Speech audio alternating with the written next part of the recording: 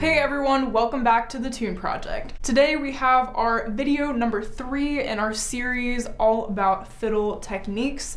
In our last video of the series, we talked about strum bowing. If you missed it, I'll leave it up here in the cards. And in today's video, we're gonna be talking about the chop, which is one of my absolute favorite fiddle techniques. And if you were at my last virtual jam workshop, we talked a lot about the chop, so you probably are already familiar with it, but if not, if you weren't there, or if you just want to learn more about the chop, stay tuned for today's video, because that's what we're doing today. And as always, I'm going to invite you to give this video a thumbs up and click the red subscribe button below for more videos just like this one. And without further ado, let's get into it. So like strum bowing, the chop is also a bowed fiddle technique, and it's also very percussive.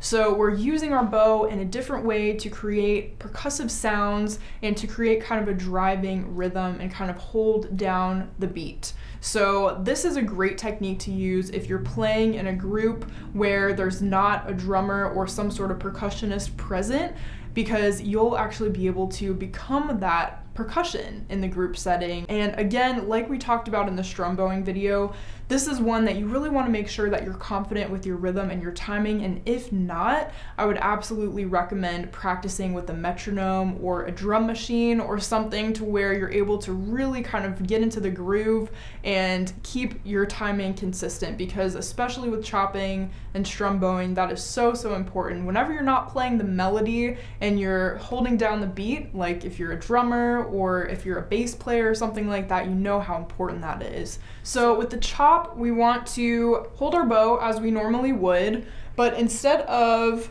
coming straight down onto the string as we would normally if we were going to set our bow to play, we are going to come down with more force for one, and at kind of a diagonal. So normally I would encourage you to keep your bow parallel to the bridge and the fingerboard, but with the chop we kind of break those rules a little bit, and we actually come in at a diagonal to create that chop effect that we're going for. So what you're gonna wanna do is take your bow and you're gonna come down at an angle. So see how my bow is kind of pointing behind me? That's what you're gonna do, because we're actually gonna be landing on the string and pushing the bow hair away from us as we do. So instead of coming straight down, we're gonna kind of push away from us as we come down. So that's why we're angling ourselves. So it should sound like this. So go ahead and try that and see how it is, where again, we're just kind of coming in from above and we're coming down on the string with some force, and we're coming down at a diagonal. Okay, so when we come down onto the string, we would call that a down bow or down chop, and then when we come off, that's the up bow, right? So if you want to practice it that way, that's a way to kind of incorporate both sides of the chop. But if you're just worried about that in itself, just coming down onto the string, that's considered a down bow. So there's a way to do a chop without actually having that upstroke at all, and I just showed you kind of how that works, where we come down and then when we come off, we don't really stroke the string at all, we just come off silently and upward. Whereas if you wanted to have that little extra sound in there, then you would actually push the bow backward to sort of an up bow to create that extra sound, which is also a really cool effect.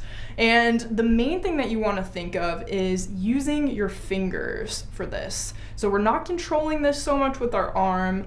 We really want to kind of make this happen with the fingers, so keep your fingers super loose for this, because otherwise it's just not going to work. If you're squeezing or if you're tight, it's just not going to happen. So make sure that your fingers are really loose and are able to kind of move with this chop, because the fingers are really what control this motion.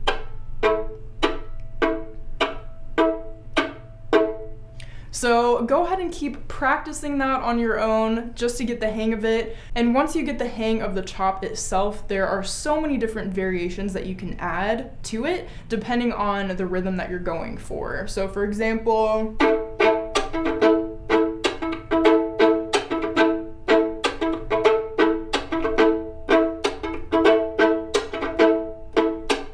Okay, so there's one. And if you wanted to keep it clean, you could add kind of just a very consistent, very simple chop.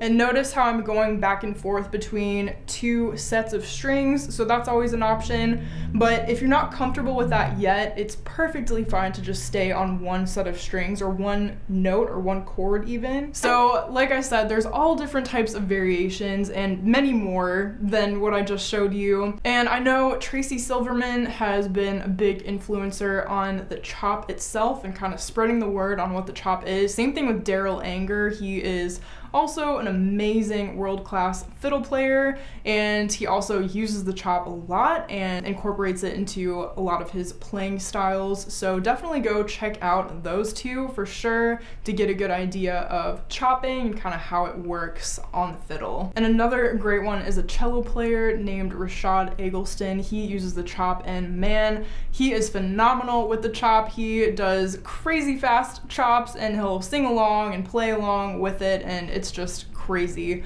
what that guy can do. So definitely go check out any and all of those that I just mentioned. I'm sure there's many more, but just to kind of get an idea of different ways that the chop can be played, because there's so much more than what I just showed you in today's video. Those are just kind of the basics. So hopefully now you have a good understanding of the chop, what it is, and how you can incorporate it into your playing. And as always, if you have any fiddle techniques that you want to learn more about, definitely leave them down in the comments below. And until next time, happy practicing. And if you're planning on buying any music or doing any shopping on Amazon, be sure to head over to the Tune Project website, which I linked in the description box of all of my videos. Click my Amazon banner, and whatever you purchase, a small percentage of that will go toward the Tune Project. This just keeps the Tune Project going and allows me to continue to create free content for you all.